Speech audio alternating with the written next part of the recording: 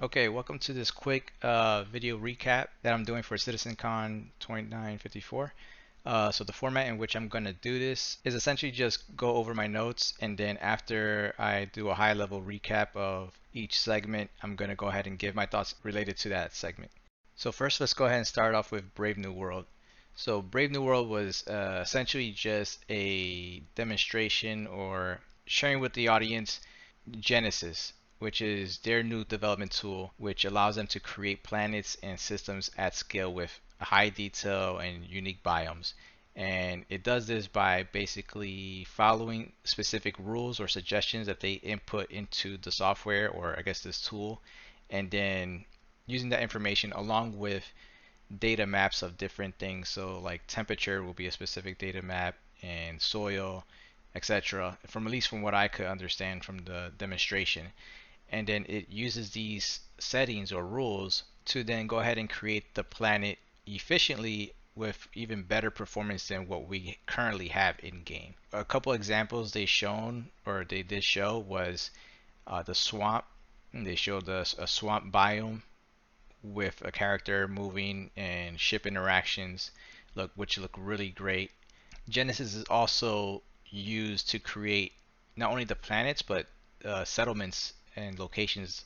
It uses the same similar process from what I could understand, and they can differentiate density and sizes, I guess, via the rules or settings and suggestions that they put into this, what they coined as Starkitect.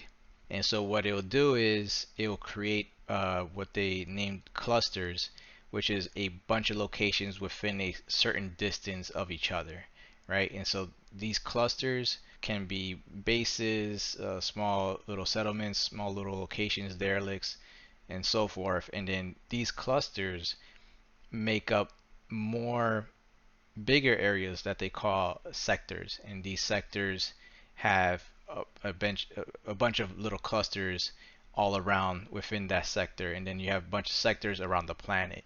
And so this allows them to rapidly create thousands of locations using already built assets to then not have to go ahead and handcraft and tailor every specific location as they currently do with the locations that we currently have.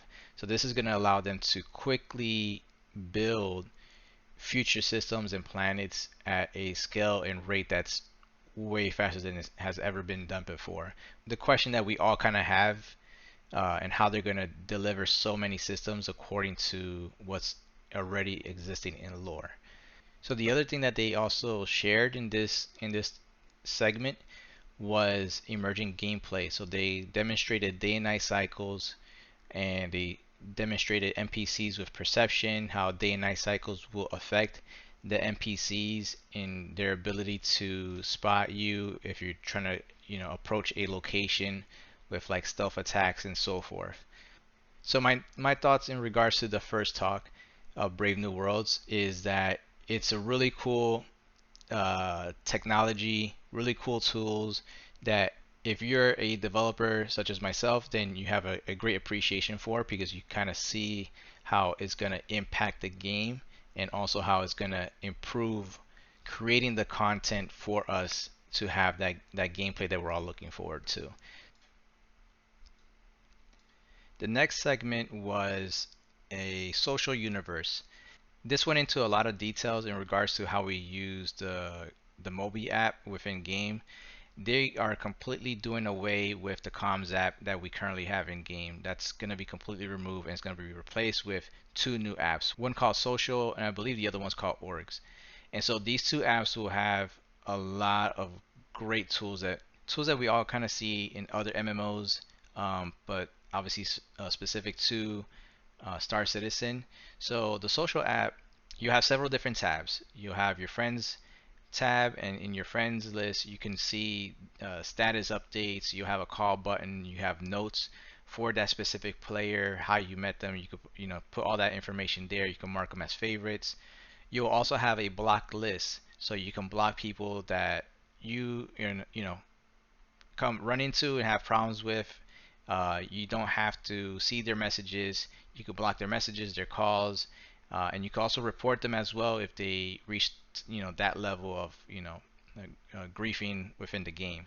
So that's really beneficial, something that we all been waiting and looking for. Then there's a party list within the social app where you can have the ability to search for people to create these parties, whether you're trying to do a mission, or you're just trying to do random sandbox gameplay. And that was really cool. Within this tab, you're able to see within who's in your party, if someone is in a down state, if they're online, if they're flying a ship, and if they are flying a ship, what seat that they're in. So it gives you a lot of high detail in a very easy to read, an app that makes things very quick and easy for you to kind of work with your party, which was really cool. Some party abilities that you will have is being able to create a party, and then you can accept or deny people's uh, application to, I guess, for applying to that party. So if they want to join that party, you can I guess look at their profile or whatever, and determine whether or not you want to accept them into the party or not. You can customize your chat. You'll be able to set different colors, have different chat groups that you can set up. Typical MMO chat stuff that you see, including having slash commands. Also, they mentioned that you could now include links to websites, links to star map locations, to specific items, and even players within the chat itself, which makes it tremendously easy for you to communicate or share information with someone that relatively new to the game. And so by them having that link available within the chat itself, they don't have to search how to find that particular item or person or whatever. So that makes it very, very easy for players. Also, they demonstrated the improvements that they did with VoIP, which is the facialized animations that are synced with your voice, have been drastically improved. You could see the improvements with the new character development that they demonstrated on stage, which was really cool. They said that they're going to completely rebuild the VoIP servers from the ground up because it has to be recreated to handle the new, I guess, improvements with the technology, but also because it needs to work with the new server mesh setup. Also, there is a guide system now implemented into the social app. So now you don't have to go to the website to look for a guide or even become a guide. You can actually do that within game. And what's cool about the new social app is that now if you want to become a guide, you actually have to meet certain requirements, which kind of gives credentials that you actually know what you're doing or talking about because you've done the item itself, or have done whatever that guide item is. And by doing so, you also receive rewards. Now this rewards, they didn't get into specifics what those rewards are going to be, but I'm assuming they could be ship paints, anything from ship paints or in-game currency, whatever the case may be. But you will be rewarded by accomplishing these guide requirements. Guides can also become guide beacons. So whether you're creating a beacon for a guide to have a guide help you out in a particular area of the game, or if you are a guide and you're responding to a guide beacon, you can also do that. They've also improved the service beacon. They've added many more different types of service beacons that you can create, and the system will now be based on this new trust rating system where a player will either have a lot of successful beacon missions or negative beacon missions or neutral. So based on your history, the player can see how many beacons you have had successfully recently, and that's going to affect whether or not they will trust you to accept a beacon from you.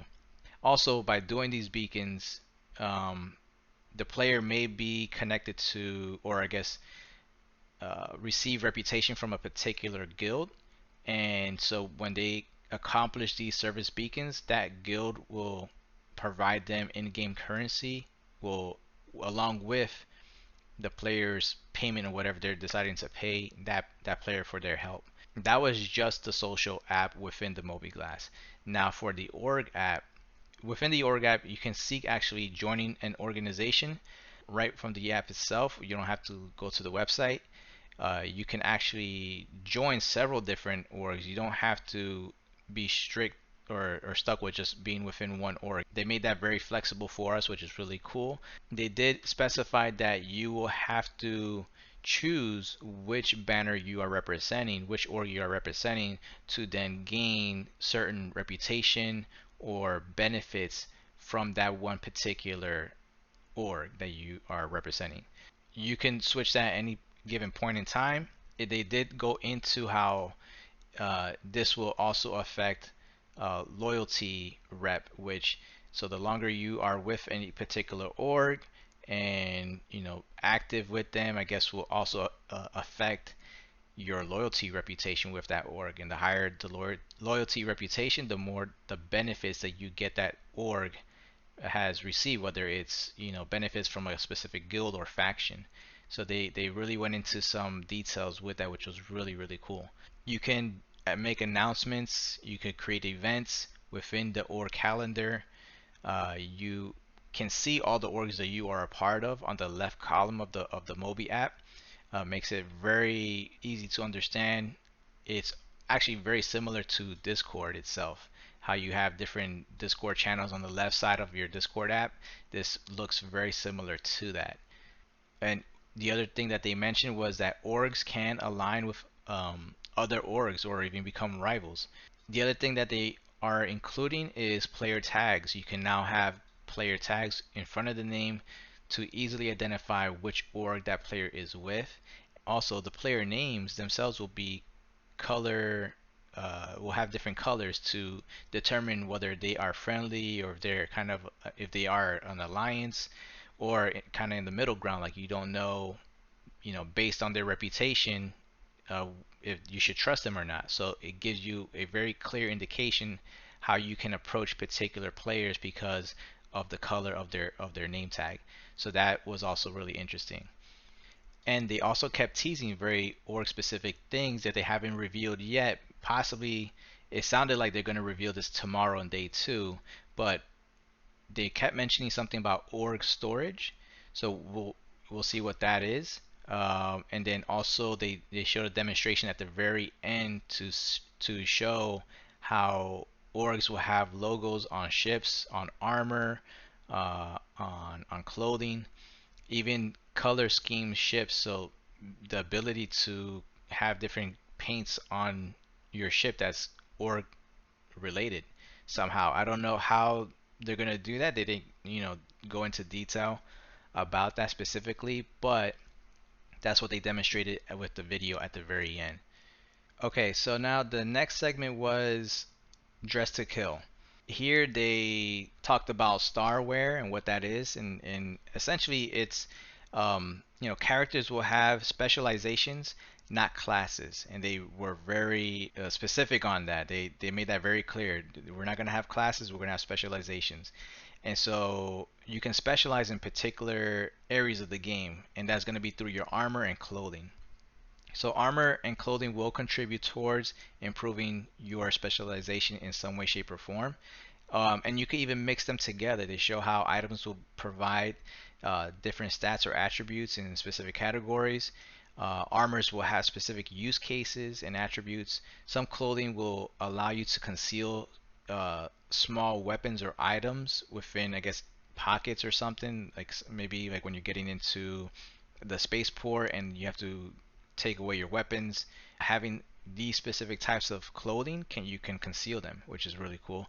General stats will include protection, mobility, stealth, active scan, G-force, and EVA mobility. And those were just some of the attributes that they went over. They said that there were going to be more. They gave a couple examples. Heavy armor will not get knocked down by small weapons fire, but will have low mobility and no EVA mobility. Another example is a sniper armor that they showed, where you'll have the most stealth ability and you'll be more mobile. I guess in speed wise you'll be fast, but you have low protection, so it's not something that you would want to get into a gunfight with. So all these different armors and clothing, like I said, you can mix match. They weren't specific, like you didn't have to have the entirety. From what I understood, you didn't have to have the entirety of a specific armor set together. It seems like you could put just the core armor and then you could have clothing underneath, maybe not have the arms attached to it, they had all these different types of examples where you can mix match clothing with armor or even undersuits. So it just depends on what you're trying to put together and how you want to put it together. And the different attributes will contribute towards whatever it is that you're trying to achieve that day or that moment. It seems highly customizable where you decide how or what aspects of the gameplay you're trying to achieve in that particular moment. Now, how cumbersome this is going to be when we actually get it, I guess we'll have to wait and find out. But the segment didn't end there. It took a huge turn and they started to show all these different characters that they were using for the demonstration of clothing and armor, how they were getting together to attack this huge sandworm that was demonstrated back in previous CitizenCon. And the sandworm was actually playable. This was an in-game, in-engine demonstration, and one of the developers that was interviewed by Level Cap and Salty Mike mentioned specifically that they actually had this uh, sandworm working, at least to demonstrate it, but it still needed some fine tuning and how that's going to be affected by specific weapons fire, etc. And so this was actually functioning sandworm. They also demonstrated the benefits on why you would want to attack this big sandworm, and that was because of it being harvestable. So you'll be able to harvest its pearls and its teeth, which would contribute towards crafting. They did show a picture of all the types of faunas they've already confirmed for 1.0 release, but we don't know to what level all those have been developed or or whatnot. So very cool surprise. Was not expecting that for this segment. I thought it was just going to be just armor. But yeah, it was definitely very cool. A huge highlight of the day. So the next segment after that was Beyond Pyro. So in this segment, they did not go into Pyro specifically because Pyro's already been said enough and talked about. But they did go into Nyx. Nyx is the next confirmed solar system that will be in game. They mentioned that Nyx borders a Van Duel system. So Nyx will have Van Duel raiding parties. And so if you go into the Nyx system, you will have to be prepared to possibly come across some Vandal NPCs that could attack you, which is really exciting to hear. They did tease briefly the Polaris and the Kraken. I don't know if the Kraken is even being worked on, if there was any weight behind that tease, or if that was just CIG doing CIG things. Um, However, they did show it, which was really cool and hyped up the crowd a lot. So that was really nice. And they redid Levisky and Delamar. It was completely redone inside and out. It's now just a huge asteroid, which is what it was supposed to be. But now they actually showed it and it looked awesome. It included the new hangars, the new style hangars, the landing zones. You could see areas where you can unload and load cargo. There was also the new cargo freight elevators for the Hull C, and or I guess for ships of similar that would be similar to the Hull C, because we don't know if there's going to be other future loading freight ships like the Hull C or besides the Hull series, right? Like if maybe another ship manufacturer comes up with a Hull C competitor, they would also use this freight elevator. They did mention that these new freight elevators will have a entrance nearby so you can quickly go in and sell and buy commodities. So they're trying to make it much more seamless, much more easy for us to load cargo, sell, and buy commodities as needed, which was really cool.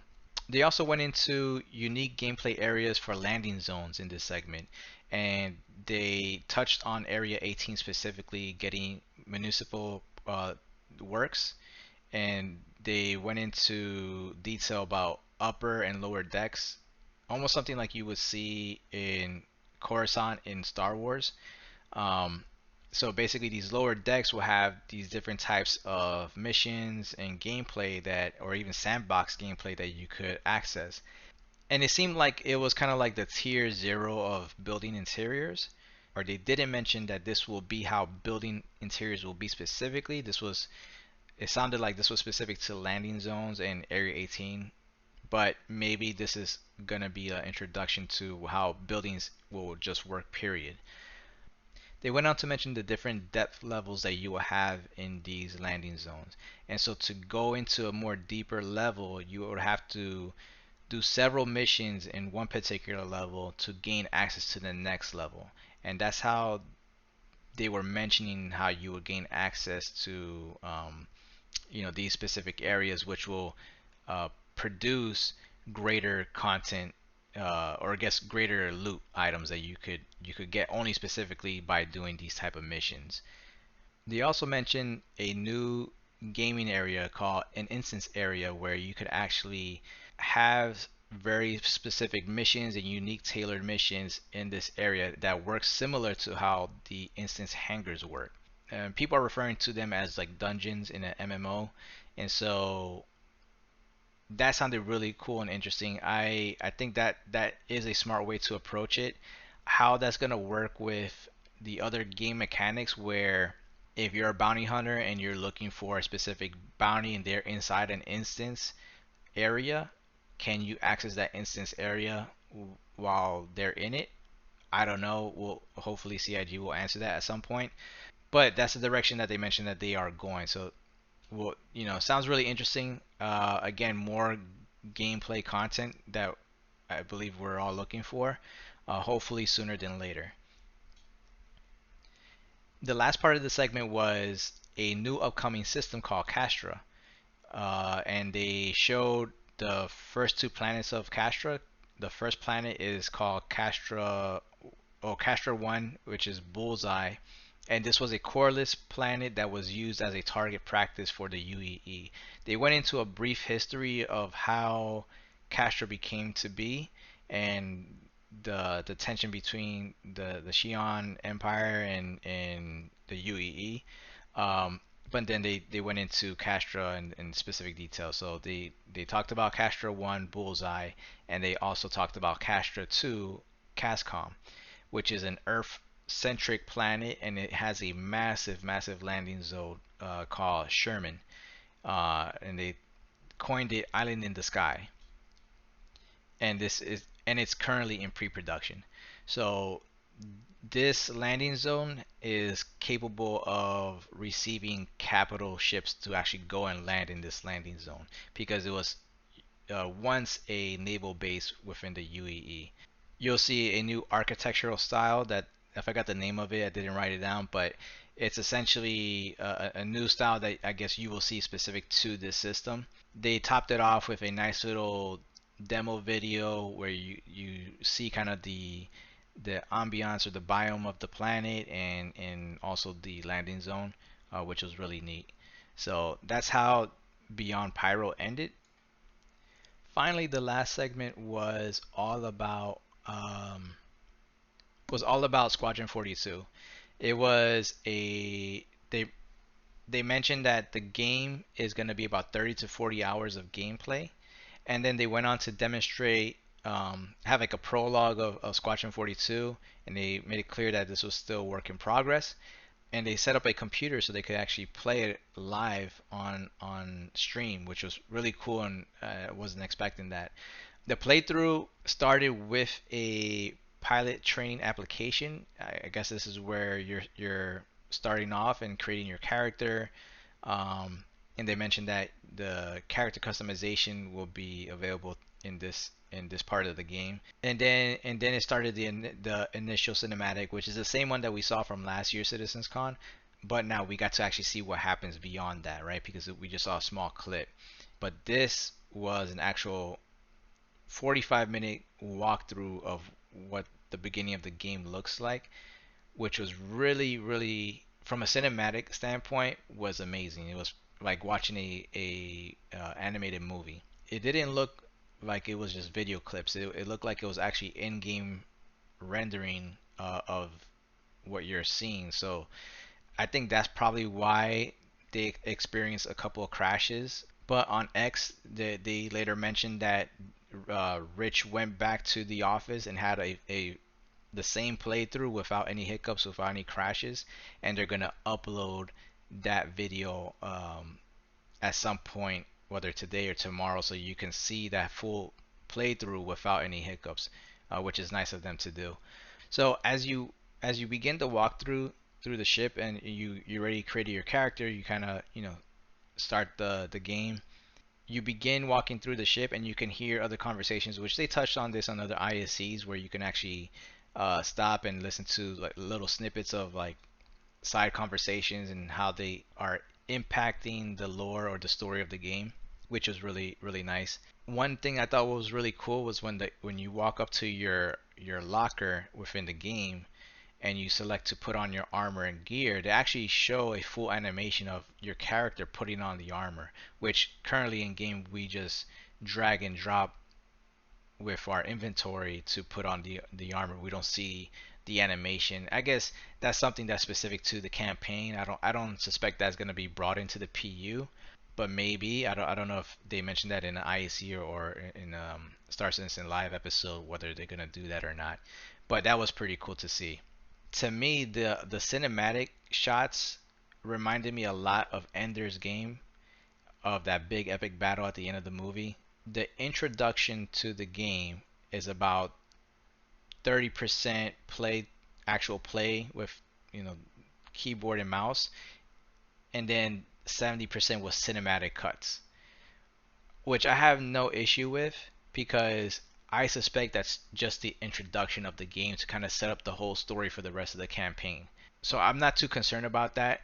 A lot of people seem to have been mentioning on stream that it was all cinematic cuts and no gameplay. I disagree with that. I don't think that's what it's gonna be. I think that was just an introduction to the game, but we'll have to wait and see.